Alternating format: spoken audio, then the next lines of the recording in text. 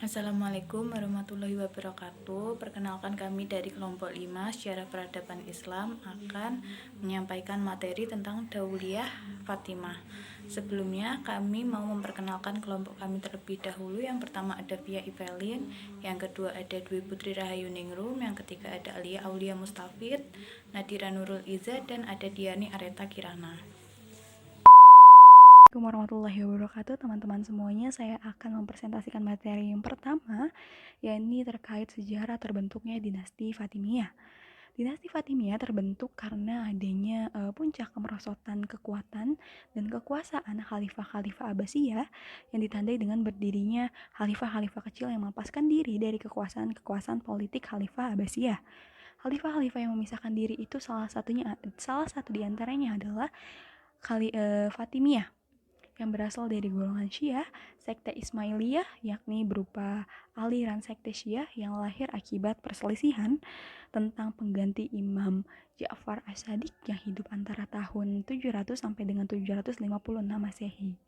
Fatimiyah hadir sebagai tandingan bagi penguasa Abbasiyah yang berpusat di Baghdad yang tidak mengetahui kekhalifahan Fatimiyah sebagai keturunan Rasulullah dari Fatimah, karena mereka menganggap bahwa mereka adalah Ahlul Bait sesungguhnya dari Bani Abbas.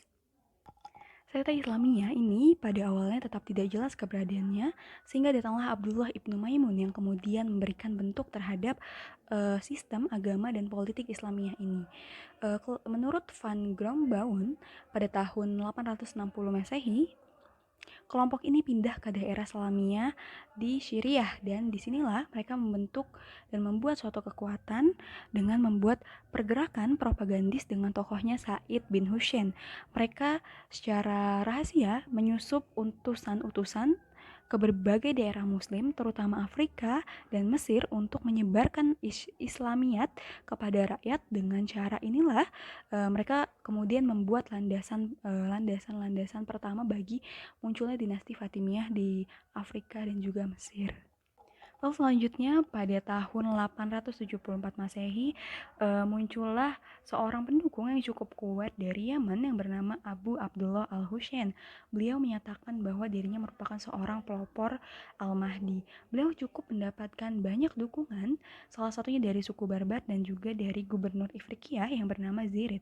Philip Kahaiti menyebutkan bahwa setelah mendapatkan kekuatan yang diandalkan, ia menulis surat kepada Imam Ismailiyat atau Said ibnu Hussein untuk datang ke Afrika Utara. Kemudian Said diangkat menjadi pimpinan pergerakan di sana. Kemudian pada tahun 909 Masehi, Said berhasil mengusir Ziyadatullah, seorang penguasa Aghlabait terakhir, untuk keluar dari negerinya.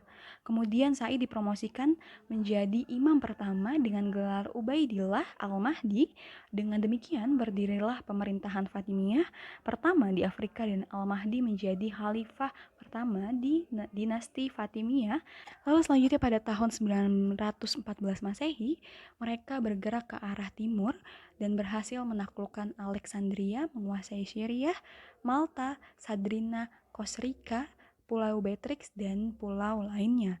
Selanjutnya pada tahun 920 Masehi, ia mendirikan kota baru di pantai Tunisia yang kemudian diberi nama Al-Mahdi. Pada tahun 934 Masehi, Al-Mahdi wafat dan digantikan oleh anaknya. Lalu selanjutnya persiapan cermat termasuk propaganda politis dibantu oleh bencana kelaparan hebat di Mesir. Jauhar berhasil menerobos Kairo Lama tanpa mengalami kesulitan yang berarti beliau dapat menerobos dan menguasai negara ini. Lalu setelah itu nama Khalifah Abbasiyah serta-merta dihilangkan dari doa ibadah Jumat, walaupun cara-cara ibadah Islamiyah hanya dimasukkan secara bertahap. Lalu setelah itu Jauhar segera memulai untuk membangun sebuah kota baru bagi tentaranya yang diberi nama Al-Qahirah, yang berarti kota kemenangan atau disebut juga dengan Kairo. Lalu pada tahun 973 Masehi, Kairo menjadi kediaman imam atau khalifah Fatimiyah dan pusat pemerintahannya. Akidah Syiah Ismailiyah. Dinasti Fatimiyah adalah sebuah kerajaan yang berideologi Syiah, lebih tepatnya Syiah Ismailiyah. Syiah Ismailiyah adalah sekte Syiah yang meyakini bahwa Ismail bin Ja'far adalah imam ketujuh. Adapun mayoritas Syiah meyakini bahwa Musa bin Ja'far imam ketujuh setelah Ja'far as-Siddiq. Ismailiyah memiliki keyakinan yang menyimpang jauh dari ajaran Islam. Sebagaimana sekte Syiah lainnya, Syiah Ismailiyah juga meyakini bahwa para imam terjaga dari perbuatan dosa. Mereka adalah sosok yang sempurna dan tidak ada celah sedikit pun dari mereka. Tentu saja pandangan Ismailiyah ini bertentangan dengan nilai-nilai tauhid yang diajarkan oleh Islam. Mereka mengutuskan para imam mereka sebagaimana Nasrani mengutuskan Nabi Isa alaihi salam. Atas dasar ini, para ulama menyimpulkan bahwa Syiah Ismailiyah bukanlah bagian dari Islam. Dengan demikian, otomatis dinasti Fatimiyah tidak dianggap sebagai kerajaan Islam. Dan peninggalan-peninggalan mereka pun tidak dapat dikategorikan sebagai warisan budaya Islam. Baik, di sini saya akan sedikit menjelaskan tentang dinasti Fatimiyah dalam menguasai Mesir. Pada tahun 969 Masehi, dinasti Fatimiyah mempunyai kekuatan yang sangat besar untuk menguasai Mesir atau menaklukkan Mesir. Pada saat itu, Mesir dikuasai oleh Abbasiyah. Pada tahun 900-an Masehi, dinasti Fatimiyah memiliki kekuatan adidaya atau menjadi kekuatan adidaya, yaitu menguasai sebagian besar Islam yaitu Maroko hingga Suriah. Kemudian, para orientalis menyebutkan bahwa dinasti ini mencapai masa keemasan dan mempraktikkan nilai toleran antar umat beragama. Namun, hal tersebut hanyalah mitos. Bahkan, nilai toleran semakin buruk setelah dinasti Fatimiyah menaklukkan Mesir. Para orientalis menyebutkan masa ini sebagai toleransi semata-mata karena saat ini populasi Yahudi dan Kristen semakin besar di dunia Islam. Pada masa kekuasaan Fatimiyah, orang-orang Sunni dilarang memasuki kota Yerusalem. Sunni dipaksa menyebutkan nama-nama Khalifah Fatimiyah dalam setiap khutbah Jumat. Orang-orang Syiah Ismailiyah diperbolehkan, bahkan dimotivasi untuk berkunjung di kota Yerusalem, sedangkan orang-orang Sunni tidak atau dilarang. Fatimiyah memiliki hubungan dekat dengan orang-orang Haramitah di semenanjung Arab.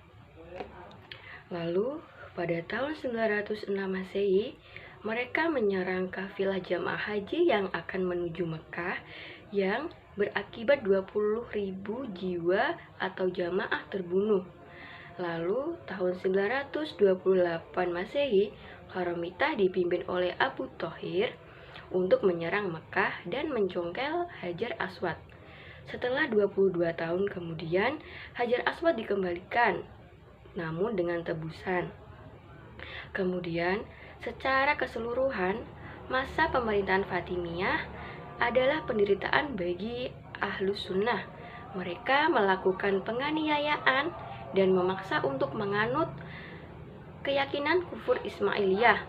Banyak Ahlus Sunnah dibunuh karena menolak untuk menghina para sahabat Nabi Shallallahu Alaihi Wasallam. Pada masa puncak terjadinya masa Fatimiyah, Al-Hakim bi Amirillah pada tahun 996 Masehi sampai 1021 Masehi, beliau menyiksa orang-orang selain dari Syiah Ismailiyah, termasuk orang Yahudi dan Kristen. Gereja di Yerusalem dihancurkan atau ditutup hingga orang-orang Yahudi dan Kristen baru berpura-pura menganut agama Syiah Ismailiyah. Masa kemajuan dan kontribusi dinasti Fatimiyah terhadap peradaban Islam. 1. Bidang politik dan pemerintahan.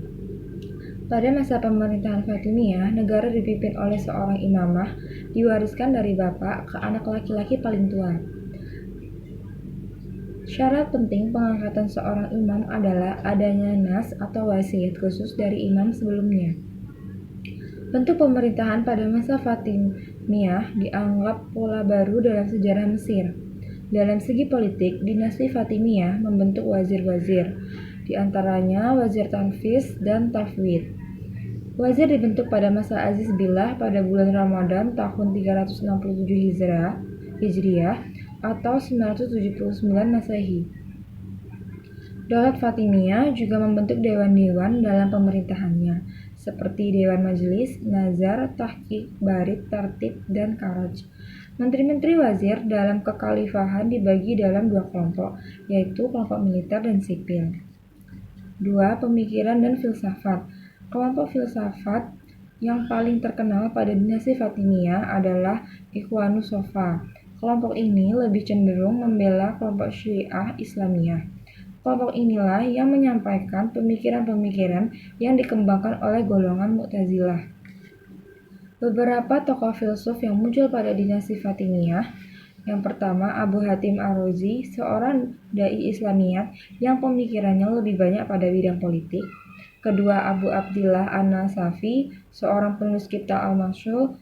Ketiga, Abu Yaqub As-Sazi, seorang penulis yang paling banyak tulisannya. Keempat, Abu Hanifah An-Nu'man Al-Maghribi. Dan terakhir, Ja'far Ibnu Mansur Al-Yamani. 3. Pendidikan dan iptek. Seorang ilmuwan yang paling terkenal pada masa Fatimiyah adalah Yakub Ibn Kilis. Ia berhasil membangun akademi-akademi keilmuan yang menghabiskan ribuan dinar per bulannya. Kemajuan keilmuan yang paling fundamental pada masa Fatimiyah adalah keberhasilan membangun sebuah lembaga keilmuan yang disebut Darul Hikmah. Dibangun Al-Hakim 1500 Masehi. Ilmu astronomi dikembangkan oleh Ali Ibnu Yunus, kemudian Ali Al-Hasan, dan Ibnu Haytham. Pada masa perkembangannya didirikan Bait Al-Hakim. Pada masa Al-Muntasir terdapat perpustakaan yang berisi 200.000 buku dan 2.400 ilmunatit Al-Quran, merupakan bukti kontribusi dinasti Fatimiyah bagi perkembangan budaya Islam. Yang keempat, ekonomi dan perdagangan. Mesir mengalami kemakmuran ekonomi dan vitalitas kultural yang mengungguli Irak dan daerah lainnya. Hubungan dagang dengan dunia non-Islam dibina dengan baik, termasuk India dan negeri Mediterania yang beragama Kristen. Di segi pertanian, dinasti Fatimiyah juga mengalami peningkatan. Keberhasilan pertanian di Mesir pada masa itu bisa dikelompokkan kepada dua sektor. Yang pertama, daerah pinggiran Sungai Nil. Yang kedua, tempat yang telah ditentukan pemerintah untuk dijadikan lahan pertanian. Pada dinasti Fatimiyah, mereka menjadikan kota Furmstad sebagai kota perdagangan. Yang kelima, sosial kemasyarakatan. Pada waktu orang-orang Fatimiyah memasuki Mesir, penduduk setempat ada yang beragama Kristen dan Ahlus Sunnah. Mereka hidup dalam kedamaian, saling menghormati. Masyarakatnya pun mempunyai sosial yang tinggi sesama mereka. Yang terakhir, pemahaman agama. Sesuai dengan asal-usul dinasti Fatimiyah adalah sebuah gerakan yang berasal dari sekte Syiah Islamiyah. Secara tidak langsung dinasti ini ingin mengembangkan doktrin Syiah. Namun, dengan berbagai pertimbangan, mereka tidak terlalu memaksa pemahaman ini harus diikuti. Mereka bebas beragama supaya mereka mendapatkan dukungan di negeri para nabi ini.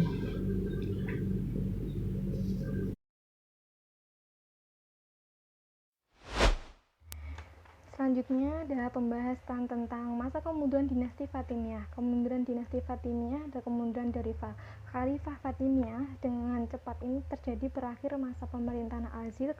Kebutuhan itu diawali dengan munculnya kebijakan untuk mengimpor tentara-tentara dari Turki ke Negro, sebagaimana yang dilakukan oleh dinasti Abbasiyah. Ketidakpatuhan dan perselisihan yang terjadi di antara mereka serta pertikaian dengan pasukan dari suku Barbar menjadi salah satu penyebab keruntuhan dinasti ini.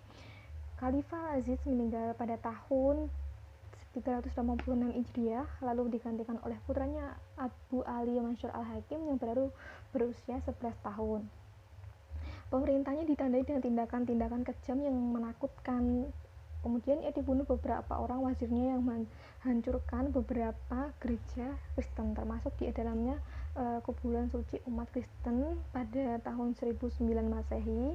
Dia memaksa umat Kristen dan Yahudi untuk memakai jubah hitam, memaksa untuk menunggangi keledai dan menunjukkan tanda salib bagi orang Kristen, serta menaiki lembu dengan memakai bel bagi orang Yahudi. Kemudian Al-Hakim adalah khalifah ketiga setelah Islam setelah Al-Mutawakkil Umar II, menetapkan aturan-aturan ketat kepada golongan non-muslim. Jika tidak, tentu saja kekuasaan Fatimiyah akan sangat nyaman bagi orang Zimmi. Maklumat untuk menghancurkan kuburan suci ditandatangani oleh sekretarisnya yang beragama Kristen, Ibnu Abdun, dan tindakan itu berupa sebab terjadinya perang salib. Kesalahan yang paling fatal ialah pernyataan yang menyatakan diri sebagai inkarnasi Tuhan yang kemudian diterima oleh sekte Syiah baru yang bernama Zeus sesuai dengan nama pemimpinnya. Al-Azhariyah berasal dari Turki. Pada tahun 1201 Masehi, Al-Hakim dibunuh mutakam oleh suatu konspirasi yang dipimpin oleh saudaranya sendiri yang bernama Sita al-Muluk. Kebijakan politik Al-Hakim telah menimbulkan rasa benci kaum Zimmi dan Muslim non-Syiah. Anaknya Abu Al-Hasan Ali Al-Azhir naik tahta ketika umur 16 tahun. Sebagai orang yang cukup piawai, ia berhasil kembali menarik simpati Zimmi.